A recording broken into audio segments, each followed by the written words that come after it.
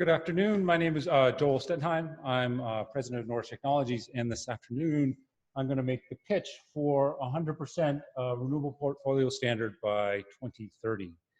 I want to put this sort of in a context. First, I'm going to sort of look at this, as I think we're all very well aware, in terms of what it looks like from Vermont's energy crisis, environmental crisis, how we're actually doing now.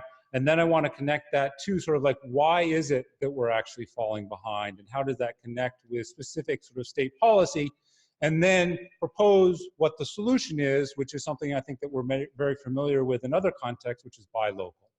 And the idea that just as we're very comfortable with and appreciate the value in terms of buying our foodstuffs locally, I'm going to talk about how when we buy our energy locally, there's also this whole compounding set of benefits that come from that in terms of the resiliency that we get with a modern grid, the fact that we're empowering our schools, our towns, and our citizens to choose clean energy, and also just the economic opportunity that it presents for us. So I won't spend a lot of time on these slides at the beginning. I think that these are unfortunately probably very familiar with a lot of us, but it's a sense to a lot of us. It's just the idea that we have, 12 years to really address this. And the question is, is our climate going to end up sort of like Southern Ohio, or are we going to be more like Georgia?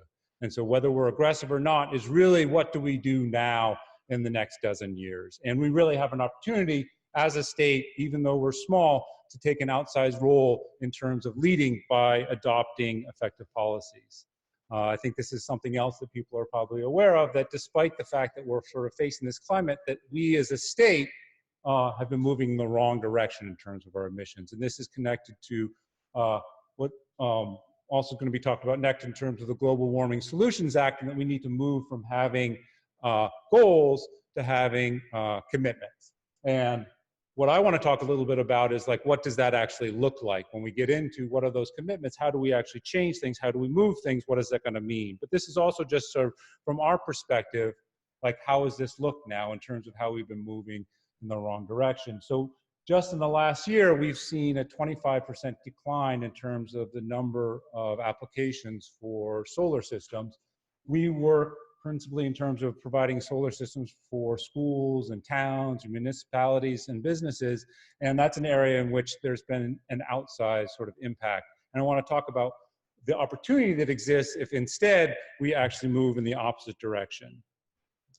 So here it is in terms of getting into some of the details. We talk about what does our current sort of approach look like, and I think that people are probably familiar that there are these different tiers, tier 1, tier 2, and then we've already talked about tier 3. But the reason why we've sort of been seeing this step back is that when you look at our renewable energy standard, the in-state portion, tier 2, is actually very small. It actually only starts at 1% in 2017 and only grows to 10% in 2032. So what we're advocating for, what we're pitching for is as part of 100%, we need to be moving the in-state component significantly higher. And I think it's also important that we put this all in a context and we look at sort of like, how is Vermont relative to our peers, to our neighbors? So tier 1, we're the only state, so if you look at what's happening in terms of how ISO looks at this, we're the only state that classifies or allows the classification of existing large-scale resources, hydro, as being renewable. And that has a challenge from a couple of perspectives. One is economic and one is also environmental. One is we want any investments that we're making in terms of actually changing the grid, moving the grid in a different direction. And it also doesn't make sense because it means that we're actually sending resources out of state.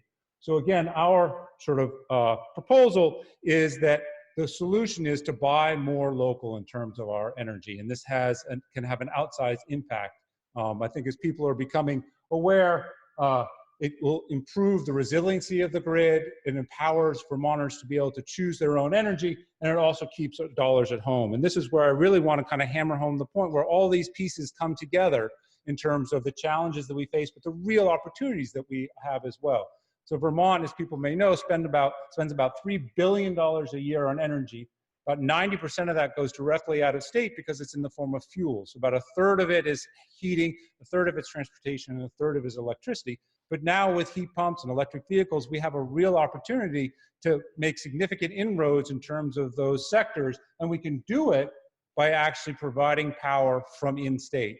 Where there's a real clear path in terms of a modern, resilient grid in which Vermonters are meeting their clean energy challenges with locally produced power that provides not only a resilient grid, but also provides economic opportunities. So that's what I would say is our sort of vision in terms of part of this 100% renewable portfolio standard, where the significant increase in the tier 2, the component that's coming in state, is that we empower our citizens to choose their own energy. We create a resilient modern grid that protects us from the isolation of extreme weather events. And at the same time, we can actually create a long-term, vibrant, clean energy economy.